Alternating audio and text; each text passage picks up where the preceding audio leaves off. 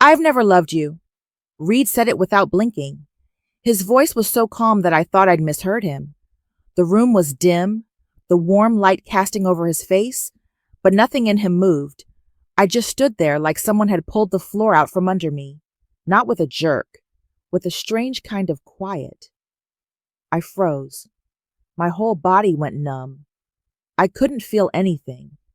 I just looked at him, trying to keep my breath steady. Reed placed his hands behind his back, like he'd been getting ready for this conversation for a long time. When he opened his mouth again, I knew I was about to hear something even worse than the first sentence. I'm gay, Talia. There wasn't a pause for me to absorb it. There wasn't a tremor in his voice, just a truth, spoken like he had finally untied a knot inside himself. All this time, I've never loved women. I was only trying to live like a normal person. My chest tightened, but my face didn't change. I swallowed slowly, feeling like someone was pressing a hand against my ribs. Reed went on. My family, you know how they are. Traditional. I'm an only child, the oldest grandson. They put a lot on my shoulders. He let out a small laugh, but it felt more like a cut than any kind of relief. I thought getting married, having kids, building a family, could fix me. My head went cold, like I was standing in the snow even though the room was warm. He looked at me as if he was waiting for a reaction, but I couldn't give him one. Not because I wanted to look strong, but because I didn't know which reaction would even make sense. Talia, I'm sorry. His voice dropped. No shaking, no pleading. Just an apology from someone who'd held a secret for far too long and finally couldn't carry it anymore. I wanted to say something, but my throat closed up. My whole body felt locked in ice. And then a quiet part of me spoke up. To understand what he just said, I need to go back to the time when I believed I was living in a peaceful marriage. 5 years ago, Reed wasn't the kind of man who lit up a room the moment he walked in. He was quiet, reserved, and careful in the way he carried himself. What caught my attention wasn't how he looked, but how he listened. When I said something, he always paused for a beat, like he truly wanted to understand instead of waiting for his turn to talk. I've always lived by feeling. I love my family. I'm patient. I trust sincerity more than big, loud words. Reed fit into that calm part of me. Though we weren't a fiery couple, but I never once questioned his kindness. He was gentle. He was thoughtful. He knew I liked quiet mornings and always left warm water by the bed. He remembered the smallest anniversaries. He never raised his voice. Everything looked like a marriage you could believe in. But Reed always kept a distance that was hard to explain. Not cold, not detached, just not fully open. At the time, I thought he was simply a quiet person. Everyone has their limits. I respected the space he needed. We had a child, and Reed was a good father, an incredibly good one. So I never once thought that distance meant he was hiding a part of himself. But looking back, the signs had been there for a long time. Reed rarely wrapped his arms around me from behind. He rarely held my gaze for too long. In our most intimate moments, there were times when it felt like he was trying to be present. Not that he truly wanted to be, but because he never did anything wrong, I had no reason to question him. No strange messages, no suspicious behavior, no careless attitude. He took care of our family like a man who understood responsibility. Even when he was tired, he'd put our child to sleep so I could rest. He never raised his voice. With a husband like that, how could I ever imagine he was wrestling with his own identity? On the days he grew quieter, I thought he was stressed from work. On the nights he sat alone on the sofa, I assumed he needed silence. When he pulled away from a few intimate moments, I thought that was normal in a long marriage. Now, standing in this room, I see that none of those pieces ever belonged to the picture I thought we were building. Reed didn't betray me. He betrayed himself. And was just someone passing through the battle he'd been hiding for years. I looked at him. He stood straight, but his eyes were a little red, like someone who hadn't slept in a week. I spoke in the softest voice I could manage. "How long have you been living like this?" Reed tightened his hand just enough for me to barely notice. "My whole life." The room was so quiet I could hear the clock ticking. I didn't know whether to step toward him or step back. No blame, no anger, just a cold feeling running down my spine, the kind you get when you realize the foundation you trusted for years was actually hiding a much bigger truth. Reed looked at me like he wanted to say something else. But I shook my head, not to stop him, but to hold on to whatever breath I had left. I wasn't ready to hear the rest, and maybe he wasn't ready to say it either. Our marriage didn't fall apart because of betrayal. It fell apart because the truth was too big to live in silence any longer. After that night, when Reed shared half the truth and then went quiet as if we both needed time to breathe, I didn't bring it up again.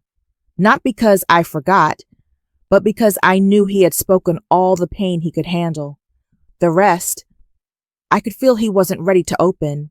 But from that day on, something shifted clearly in his eyes.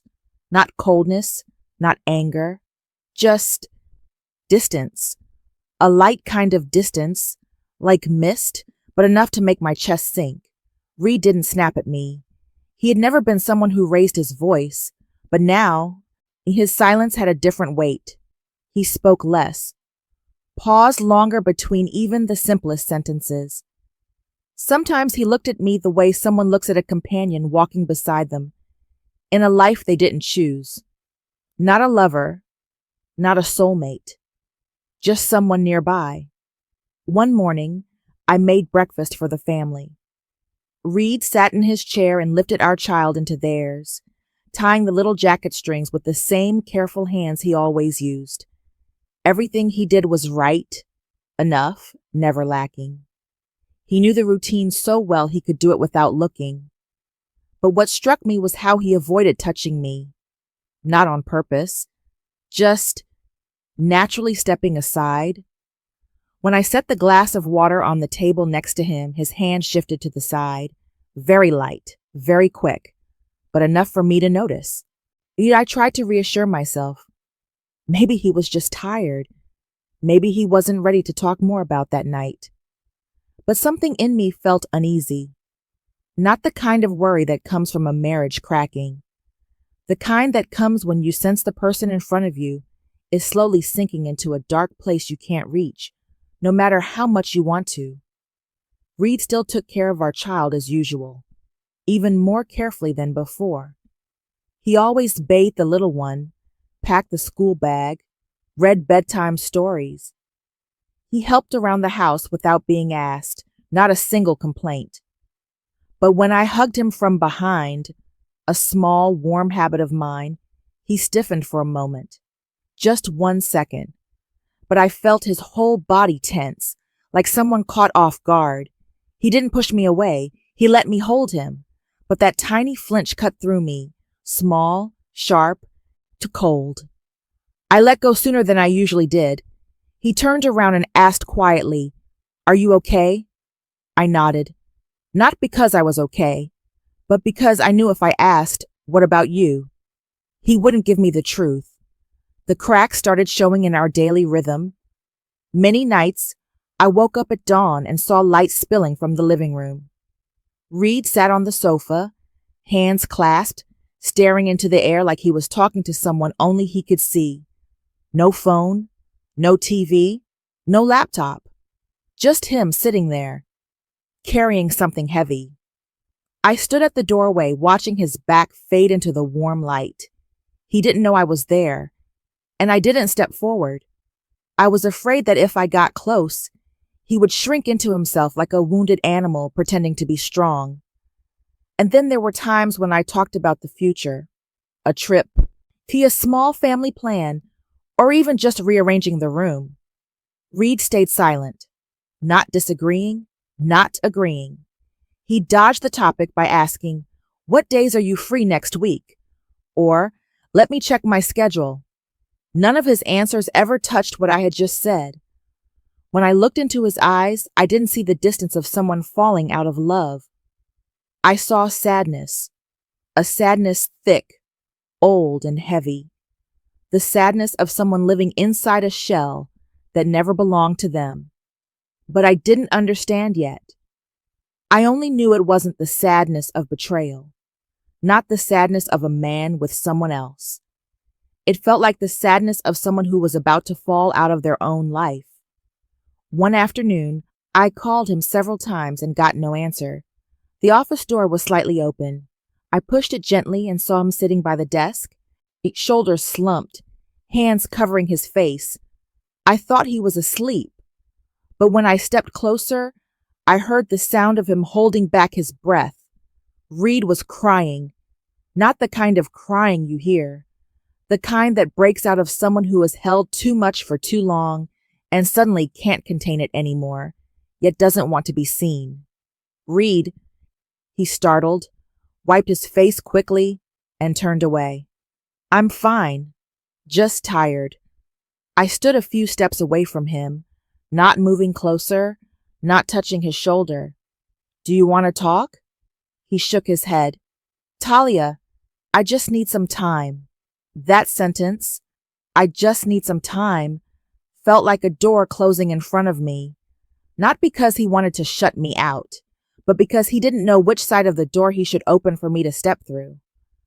I walked out of the room, not out of anger, but because I knew if I pushed, I'd only hurt him more. From that day, I started asking myself questions. Not, does he still love me? But, what is he hiding that's making it hard for him to breathe? I held our child to sleep while my mind spun in circles. Did I do something wrong? Did I pressure him? Did I make him feel like he had to live up to expectations he couldn't meet? But I didn't blame him. I had no reason to blame someone who did everything right for his family, yet just couldn't open his heart the way I hoped. I just hurt. A cold kind of hurt. Hurt because I could see the person I loved slowly shrinking away from the world, like he was about to let go of something important. But I didn't know what that something was.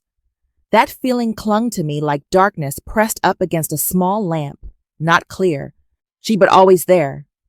I watched Reed more closely, the way he moved around the house, the way he chose silence instead of sharing, the way he stood on the balcony alone for a long time, even when the wind was harsh and cold. I knew he was getting close to something he'd feared for years. I knew he was about to speak a truth, but I wasn't ready to hear it. And the thing that unsettled me most wasn't losing him. It was the sense that Reed wasn't drifting away from me. Reed was drifting away from himself. That was what sent chills down my spine. I don't know when that moment first began. Maybe it was the nights he sat alone in the living room. Maybe it was the slight flinch when I touched him. Or maybe it was the tear he tried to hide behind the office door. But that day, when Reed walked into the room with a face drawn tight like someone had carved it with straight lines, I knew whatever he was about to say would end everything I was still trying to hold together. He sat down in front of me, not too close, not too far, a distance just right for me to see his eyes that never spoke much, but today carried everything he could no longer hide. Talia, he began, his voice dropping as if he had to remind himself to breathe. I need to tell you everything. I didn't answer. I let him speak. He knew I had seen the exhaustion in his eyes, and maybe that made it a little easier for him to finally let it out. I married you, Reed said slowly, because I thought it was what I was supposed to do. I kept my face calm, but my heart skipped out of rhythm. My family, he paused. You know how they are. No, they believe in tradition, in honor, in the only son carrying on the family line. I didn't have a choice. I looked at him without blinking. He kept going, like if he stopped even for a second, he'd lose the courage to finish. I was afraid of being rejected, afraid of disappointing my parents, afraid of ruining my reputation, afraid my career would suffer. In my position, anything that fell outside the norm was dangerous. His voice cracked a little on the last word. I've never loved women. Reed took a long breath, like someone sinking, who's trying to rise one last time. But I thought if I lived up to their expectations long enough, maybe I'd become the person they wanted. That sentence fell between us like a door closing. Soft, but final. I slowly placed my hands on my knees to steady myself. Not because he'd confessed something terrible, but because all the pieces from the last 5 years were locking together in a way that made my chest ache. Reed lowered his head, fingers intertwined. I'm sorry, Talia. Not the kind of sorry that asks you to forgive me. I know there's no fixing this. He drew another breath. I'm just exhausted from hiding. I looked at him for a long time. No blame. No asking why he didn't tell me sooner. No asking why I had to be the one chosen for this. Those questions didn't need answers because they wouldn't change anything. What I did think about was this. Every bit of care he gave me was real, but that truth wasn't love. It was gratitude. It was respect for someone who never frightened him. It was the effort of a man trying to become the version of himself his family and society demanded. Reed didn't deceive me to gain anything. He deceived himself just to keep going. I let out a slow breath, my voice soft but steady. How much did you have to hurt to live like this for so many years? Reed looked up. For a moment, the man in front of me didn't look like my husband.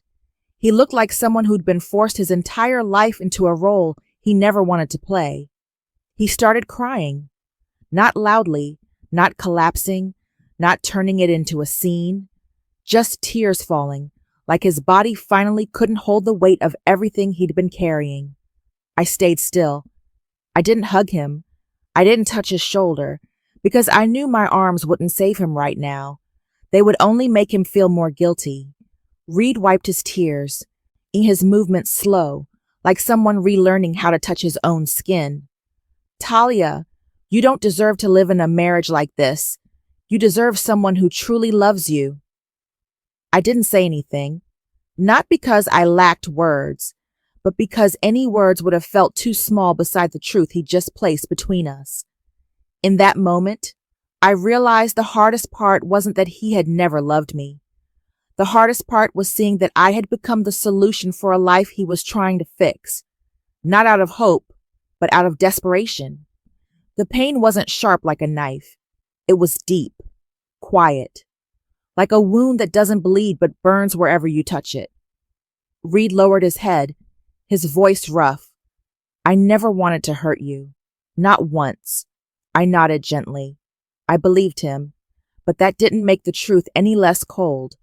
We sat in silence, or like two people watching a house sink underwater. No one ran to save it. No one screamed. We just recognized that it had been rotting from the inside for a long time.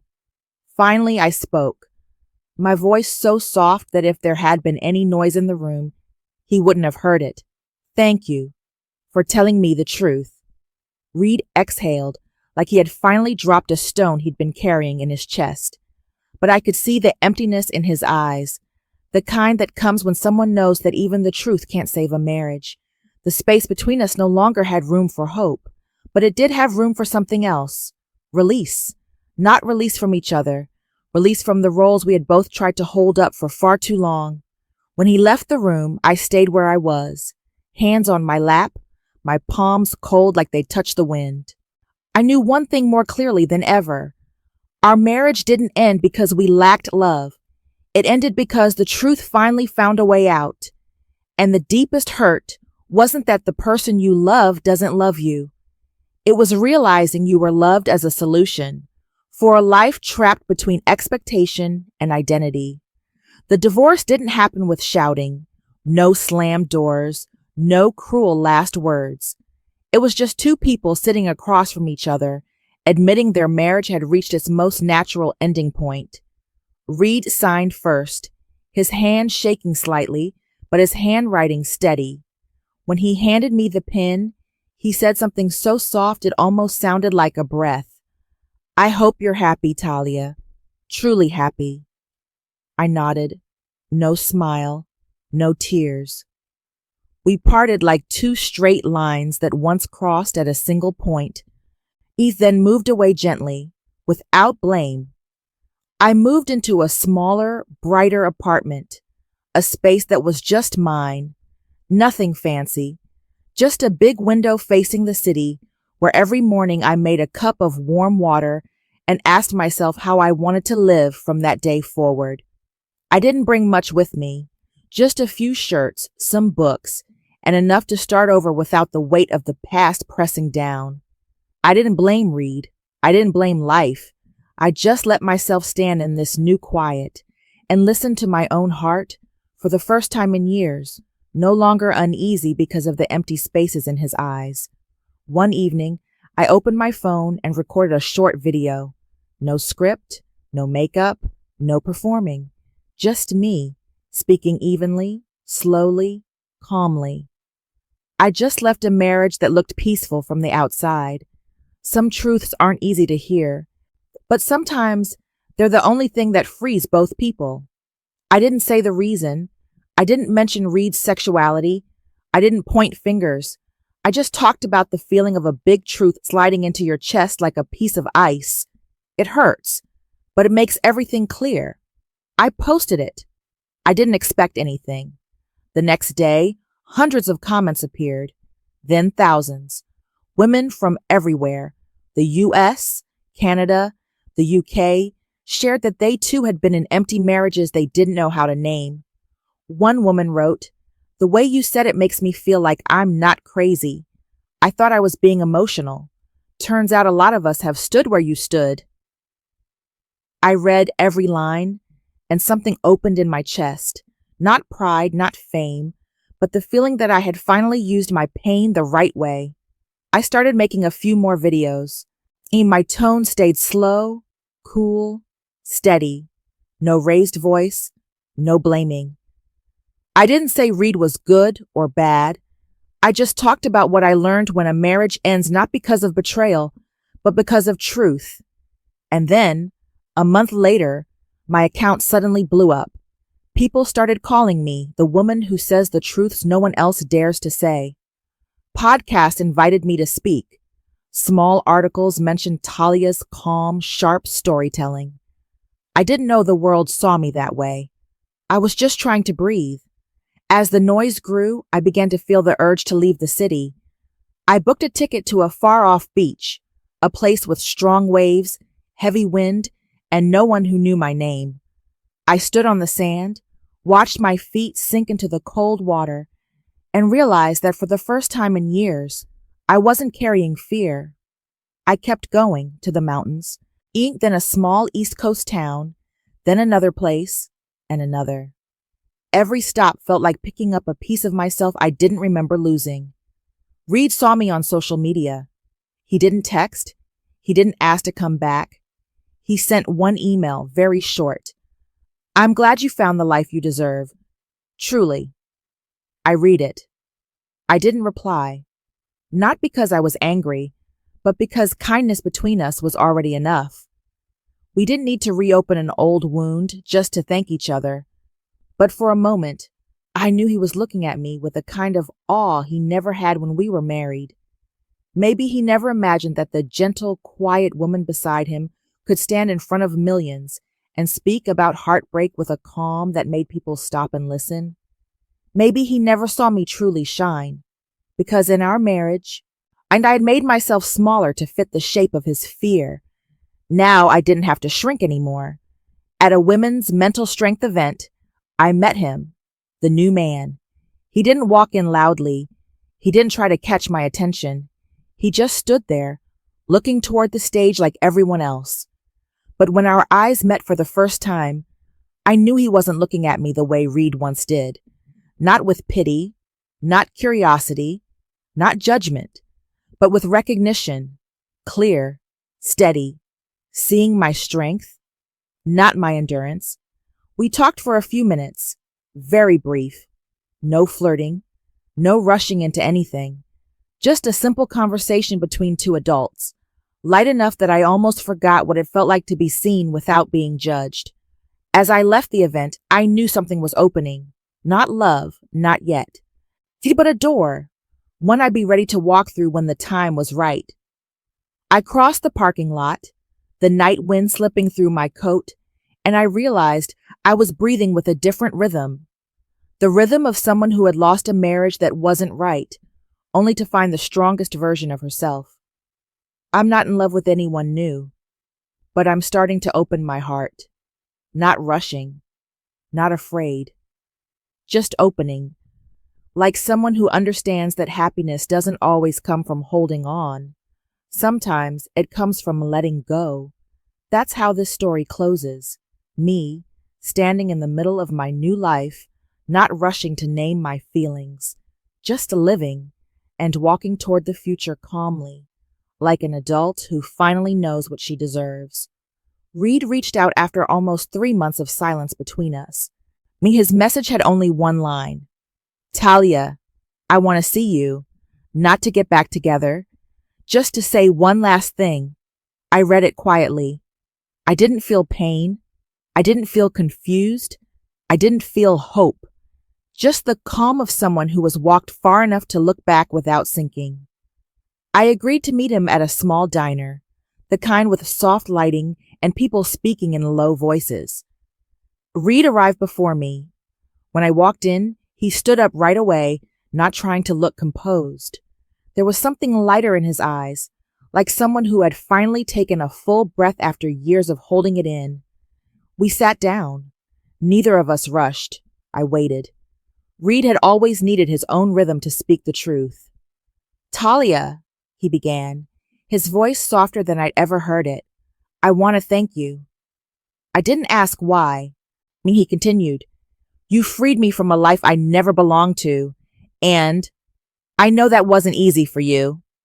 I looked at him, no nodding, no shaking my head, just listening. Reed drew a long breath, like the next sentence was something he'd carried for years. I never loved you in the way you deserve to be loved. He paused, but I did appreciate you. Every single day. Some sentences don't need to be analyzed. This was one of them. I answered in the calmest voice I could. You don't owe me anything anymore. The words closed a door without a sound. No hurt, no regret. Reed lowered his head, and I knew he understood. This wasn't me excusing his mistakes. This was me stepping out of the loop of guilt he had been trapped in. When I stood to leave, I looked at Reed one last time. For the first time in months, I didn't see a man straining to hide who he was. I saw a man finally willing to live honestly, and that truth no longer had anything to do with me. More important, I realized I'd stepped out of the pain long ago. No tightening in my chest when I saw him. No why me. No lingering sadness. We walked out of the diner in 2 different directions. No promises. No goodbyes. Just 2 people who once shared a home, now giving each other a gentle release. A few weeks later, I attended another mental strength event. I didn't go to share my story this time. I just wanted to listen. When I walked into the hall, the new man appeared in the aisle. He looked at me with eyes that weren't probing, pitying, or questioning. He simply saw me, in the purest sense of the word. We spent the evening together, not holding arms, not trying to prove anything. When I laughed, he looked at me like he was witnessing a beautiful moment without needing to claim it. At the end of the event, as the lights dimmed, I caught my reflection in the glass door. I was standing tall, light, no longer shaped by the need to shrink for someone else's fear. The new man said quietly, "You look free." I just smiled. A smile not meant for him, but for myself. That night, when I got home, Reed sent one last message. "I truly hope you're happy. You deserve that more than anyone." I looked at it for a few seconds, then set my phone down. I didn't reply. I didn't need to. One chapter had closed, another was opening. As I lay down, I thought about the road I'd walked. Some losses aren't meant to break you, they make room for a bigger life. Or some people don't leave to hurt you. They leave because they can't keep lying to themselves. And I whispered a truth to myself, one that might sound cold if spoken out loud, but is honest all the same. Not everyone who leaves you is a loss. Some leave so you can find yourself. I turned off the light. I didn't feel lonely. I didn't feel empty. I just felt myself stepping into a new chapter with lighter feet, a calmer heart, and a sense of self-respect more whole than ever. At the end of this journey, I want to ask you, the one listening to my story, if someone who treated you kindly hid a truth that could hurt you, how would you choose to respond? With anger, or with enough calm to understand why they hid it? Let me know your thoughts in the comments. This is the end of the story. Thank you so much for being here with me all this time.